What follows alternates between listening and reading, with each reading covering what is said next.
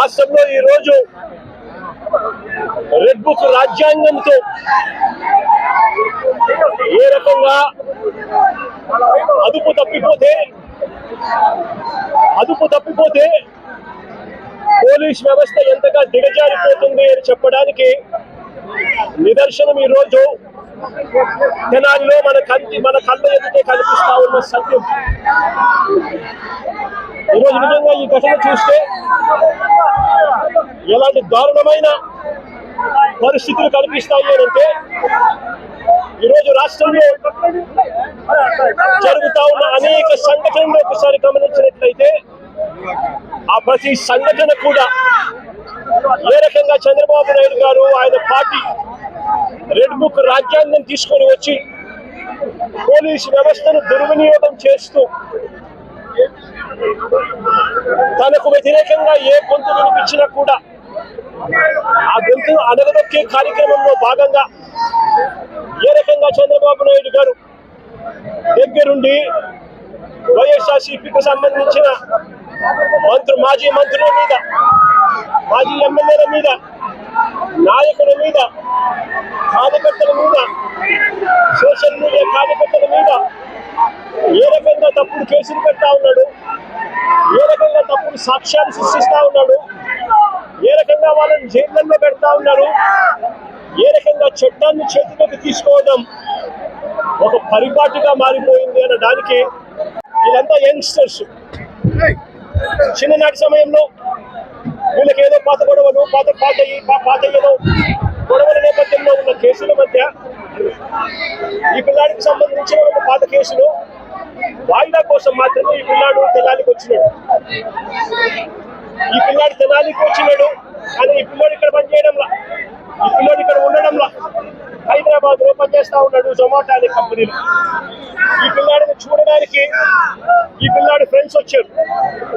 ఈ పిల్లాడు కూడా పాలిటెక్నిక్ మెకానికల్ చదివిన పిల్లాడు.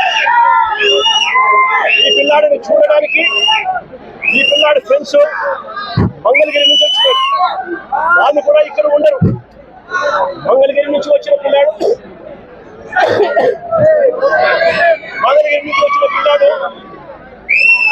విక్టర్ అనే పిల్లాడు. ఈ విక్టర్ అనే పిల్లాడు జూనియర్ అడ్వకేట్.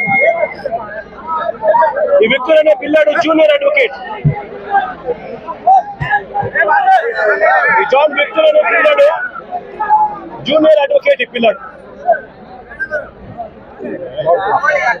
బార్ కౌన్సిల్ లో రిజిస్టర్ అయిన సర్టిఫికేట్. జూనియర్ అడ్వకేట్ గా ప్రాక్టీస్ చేస్తా ఉన్న ఈ పిల్లాడు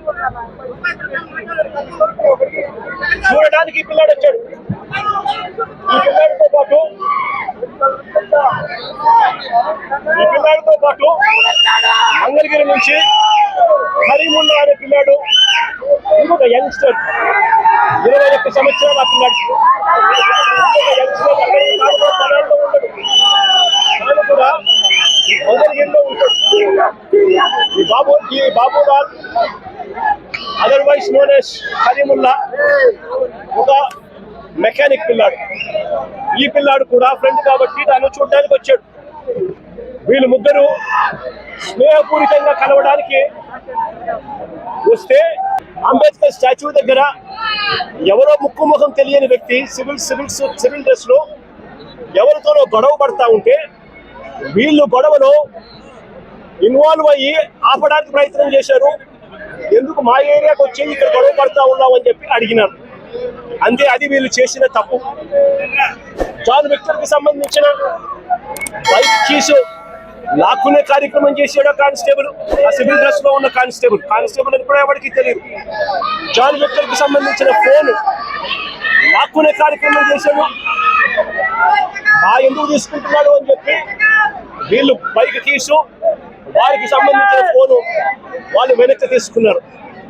అందరితో ఆగిపోయింది. ఎవరి దారి కొద్ది వాళ్ళు వెళ్ళిపోయారు.